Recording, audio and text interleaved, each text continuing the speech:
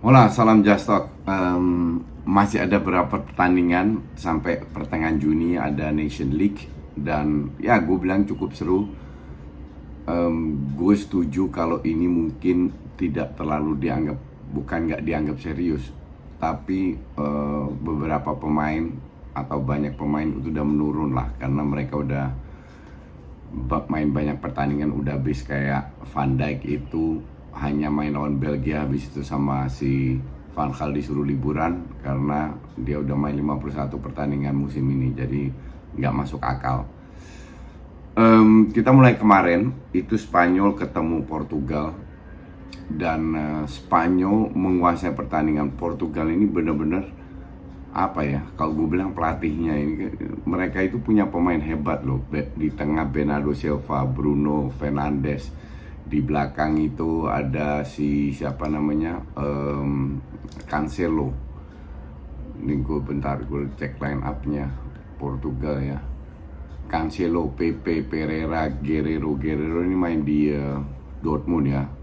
Sama di tengah Fernandes, Moutinho, Bernardo Silva. Nah ini kan pemain tengah yang gila gue bilang. Depan Otavio, Andri Silva sama Leao.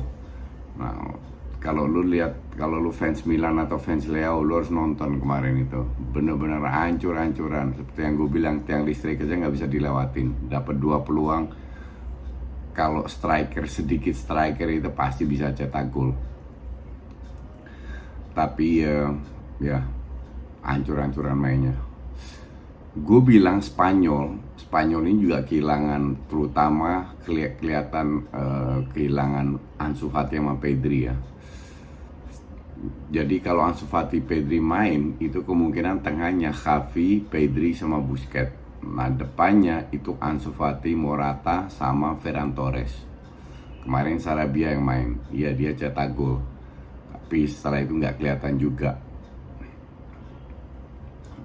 Belakang Alba, Torres, Llorente sama Aspi. Kiper Unai Simon. Jadi ya praktis tim itulah. Nah kalau tim inti ini bermain plus Pedri plus Ansu, ini jadi tim hebat. Tapi kalau gue bilang nggak, mereka masih punya Rodri, masih ada ya Ansu Fati udah gue sebut tadi ya, Koke, Raul de Thomas sebagai apa namanya stand in, masih ada Eric Garcia, Thiago yang cedera. Jadi tim ini cukup bagus lah. Permainannya juga bagus, mereka mendominasi. Portugal itu hanya unggul di 15 menit pertama, dimana dua-dua nggak bisa pegang bola, nggak lebih dari 15, nggak lebih dari 5 detik lah hilang bola. Jadi saling nyerang, dua-dua ngepres. Tapi di mulai menit 20-an Spanyol udah menguasai. Portugal ini bener-bener is not a team. Ini perkumpulan pemain yang punya nama tapi sama sekali nggak jadi tim. Kerjasama di tengah itu amburadul. Moutinho, Silva sama Fernandes itu wah nggak ada kerjasamanya. Jadi asal main aja. Sementara Spanyol pemain yang masuk Olmo, Koke, Raul de Thomas jelek.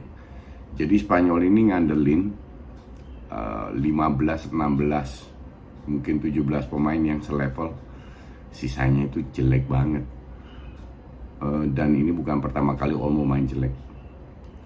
Tapi ya skor 1-1 sangat layak karena walaupun Spanyol menguasai, mereka nggak cetak, nggak create banyak peluang juga. Jadi untuk gue sih apa ya, ya lumayan enak ditonton, tapi dua tim nggak create banyak peluang. 1-1 ya layak lah. Terus kita ke kemarin, ya ini Spanyol Portugal 2 hari yang lalu ya, karena gue kemarin nggak bikin video. Kita ke kemarin itu si siapa namanya, Belanda main. Ada berapa pertandingan penting Belanda main itu ketemu Belgia. Belgia ini kan kita tahu semua berapa tahun yang lalu itu Golden Generation, 6-7 tahun yang lalu. Tapi Golden Generation ini udah habis, bener-bener habis. Ya Belgia nggak main pakai Courtois, tapi kalau ada Courtois pun tetap kalah karena hancur-hancuran, terutama lini belakang ya. Jelek banget lini belakang. Belanda bisa menang 1-4 padahal di 25 menit pertama itu Belgia yang kuasai bola. Tapi mereka nggak create banyak peluang, nyaris nggak ada peluang juga. Nih line up-nya, Lukaku main, Kevin De Bruyne main, Hazard main. Jadi 3 itu Hazard, Lukaku, Kevin De Bruyne di belakangnya. Di tengah Witsel, Van Aken, Meunier, Kastanje. Di belakang masih ngandelin Vertonghen sama Alderweireld, sama Boyatanya Lyon. Nah belakang Vertonghen, Alderweireld itu udah habis, dan Boyata bukan levelnya internasional. Kalau lihat pemain mudanya si Van Aken sama Kastanje biasa ya, Kastanje ya masih mending lah, tapi Van Aken enggak. Belum Trossardnya Brighton yang masuk, Dries Mertens udah juga umur 40 plus. Amadou Onana nggak sama sekali. Batshuayi ancur-ancuran. Yannick Carrasco ya lumayan tapi main sendiri. Ini juga secara strategi itu nggak banget. Di babak pertama sebelum Belanda cetak 1-0 itu dapat 4 peluang. 4 peluang ya mungkin setengah peluang, tapi they create chances. Nah inilah hebatnya Van Gaal. Bahkan si De Jong bilang di koran Belanda, gue bermain di timnas Belanda itu lebih nyaman posisinya daripada di Barca. Hebatnya Van Gaal, timnas Belanda ini kan pas-pasan, mediocre. Yang dibilang bintang mungkin Van Dijk doang. De Jong bagus, tapi kita tahu musim ini jelek banget dia bermain. Tapi di timnas Belanda itu selalu bagus. Bergwijn yang cadangan doang di Spurs selalu main bagus di timnas. Begitu juga Depay. Kenapa? Karena dari 4-3-3 dirombak lagi sama si Van Gaal main 3-5-2. Cuman cukup menyerang. Jadi Depay sama Bergwijn dikasih free roll. Oke, di belakangnya ada Berghuis. 2 anchor, Klaassen sama si Frenkie de Jong. Nah, Frenkie de Jong ini lebih ke box to box. Jadi kekuatan Frenkie de Jong itu kan dribbling. Nah, dribbling itu untuk narik orang, untuk buka ruang, dan itu di Belanda itu sangat bisa dimanfaatkan. Nah, pemain kayak Bergwijn sama si Depay itu juga butuh space. Itu semua dikasih sama Van Gaal. Mereka kalau serang lewat sayap itu nggak crossing tapi lini kedua, berkali-kali berbahaya, dan itu nggak bisa diantisipasi sama pemain Belgia. Mereka kalau bola ke sayap langsung mundur ke belakang, padahal di lini kedua itu banyak yang kosong ruangnya, dan itu dimanfaatkan oleh Belanda. 1-4 ini it could have been 2-6 kalau seandainya agak beruntung dikit Belanda. Jadi 1-4 sangat layak. Nah, timnas Belgia udah finish kalau gue bilang. Pelapisnya itu nggak beda banget, nggak mendukung pemain kayak Hazard sama Mertens yang udah tua. Lukaku itu nggak ada apa-apanya kemarin. Bilang aja Kevin De Bruyne, Hazard, Lukaku sudah capek mental ya, bukan fisik. Tapi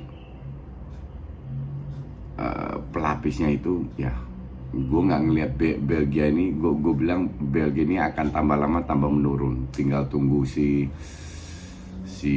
Hazard sama Mertens sama Kevin De Bruyne kalau mereka pensiun, atau kalau mereka umurnya 32-33 itu udah habis ini tim.